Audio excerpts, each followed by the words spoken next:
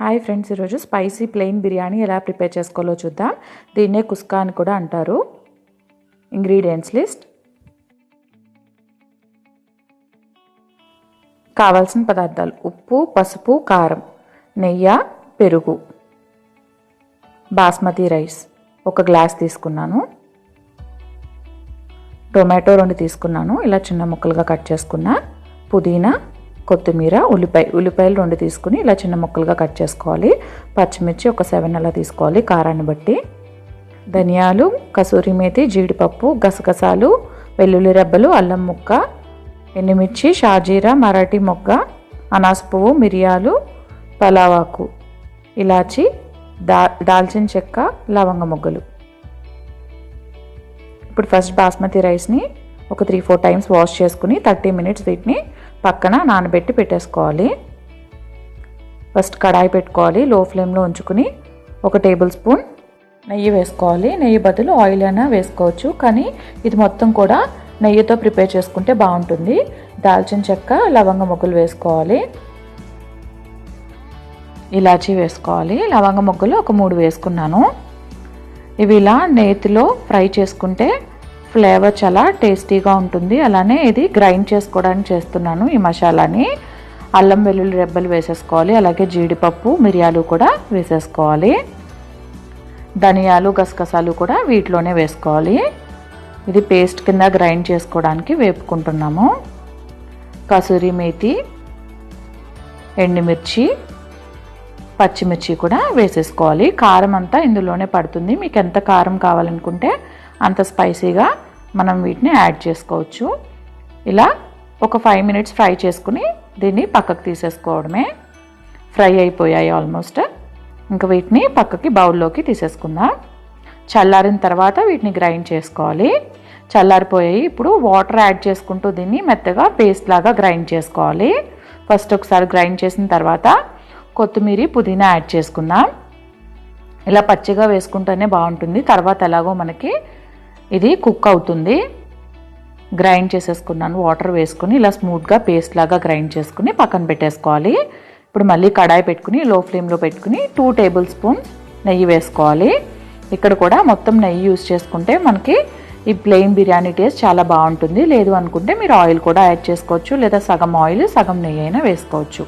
షాజీరా, అనాస పువ్వు, లవంగ మొగ్గలు ఇంకొక 2 ఉన్నాయి కదా అవి, ఇలాచీ 1, మరాఠీ మొగ్గ,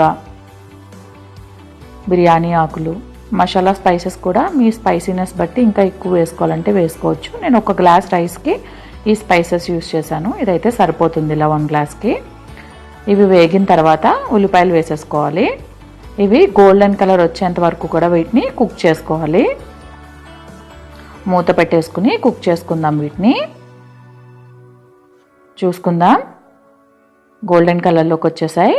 ఇప్పుడు కట్ చేసి పెట్టుకున్న టొమాటో వేసుకుందాం. టొమాటో ఆప్షనల్, మీరు వద్దు అనుకుంటే టొమాటో వేసుకోని అవసరం లేదు. చాలామంది ఇష్టపడరు టొమాటో వేయడం, సో మీరు అవాయిడ్ చేయొచ్చు. కానీ ఇలా ప్లెయిన్ బిర్యానీ చేసుకున్నప్పుడు టొమాటో వేసుకుంటే బాగుంటుంది.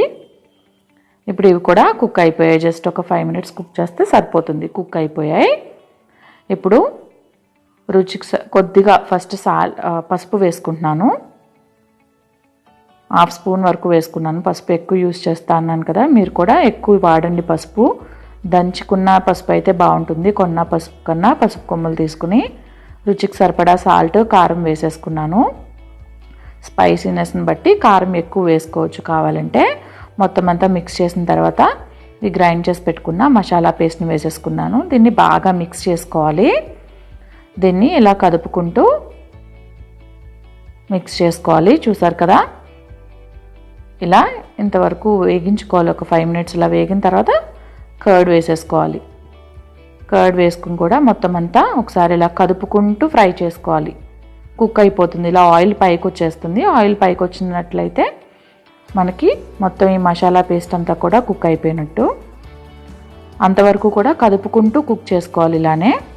ఇప్పుడు ఫిల్టర్ చేసి పెట్టుకున్న రైస్ని వేసేసుకోవాలి. నానబెట్టి వాటిని వడకట్టుకుని పెట్టుకొని పక్కన పెట్టుకున్నాను. ఆ రైస్ని ఇందులో వేసేసుకుని మొత్తం అంతా కూడా ఇలా మిక్స్ చేసేసుకోవాలి. జాగ్రత్తగా మిక్స్ చేసుకోవాలి, లేదంటే రైస్ విరిగిపోతుంది మనకి బాస్మతి రైస్. 1 గ్లాస్ రైస్కి 1.5 గ్లాస్ వాటర్ వేసుకుంటున్నాను. అంతే వేసుకోవాలి. బాస్మతి రైస్కి 1 గ్లాస్కి 1.5 గ్లాస్ వాటర్ వేసుకోవాలి.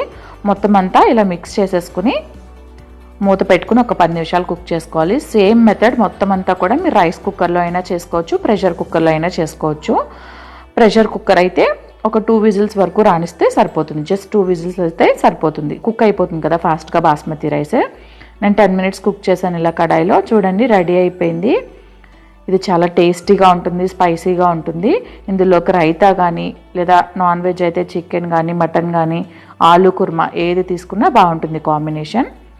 మీరు కూడా ఒకసారి ట్రై చేసి చూడండి. మీకు నా వీడియో నచ్చినట్లయితే లైక్ చేయండి, షేర్ చేయండి, కామెంట్ చేయండి, అలాగే సబ్స్క్రైబ్ చేయడం మర్చిపోకండి.